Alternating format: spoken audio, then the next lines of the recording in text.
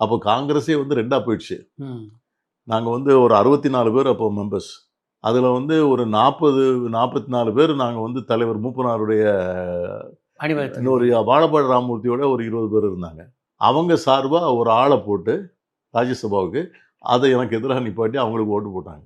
உங்களுக்கு எதிரா ஒரு காலகட்டத்தில இருந்தா கூட, ம். வாழப்பாடி ராமமூர்த்தி ஒரு டைனமிக் லீடரா காங்கிரஸ்ல நிச்சயமா. இருந்தாரு. அதுல ஒண்ணும் சந்தேகம் இல்ல. ஒரு டைனமிக் லீடர். என்ன அப்படின்னு கேட்டீங்கன்னா, காங்கிரஸ் வந்து நல்ல சந்தர்ப்பங்கள இழந்துருச்சு. ம். திரும்ப ரிவைவலுக்குள்ள சந்தர்ப்பங்கள. ஆ.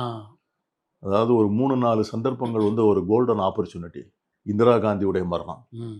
இந்திரா காந்திய மரணத்தப்ப வந்து அத வந்து பயன்படுத்தி, அந்த மரணத்தின் மேல மக்களுக்கு ஒரு பெரிய அனுதாபம் வீசுச்சு.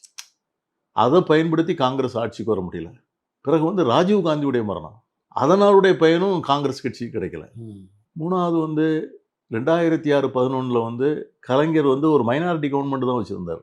90 பேர் தான். ஆமா. காங்கிரஸ் சப்போர்ட்ல இருந்தா தான் அது வந்து ஒரு அவங்க அப்போ கூட அப்பொழுது கூட வந்து ஒரு 5 எந்த மந்திரி டிமாண்டையும் வைக்கல. ஒரு மந்திரி சபை வாங்கி குடுத்திருந்தா ஒரு 67க்கு பிறகு ஒரு வாய்ப்பு வந்திருக்கும். அந்த வாய்ப்பையும் தவற விட்டுடுச்சு.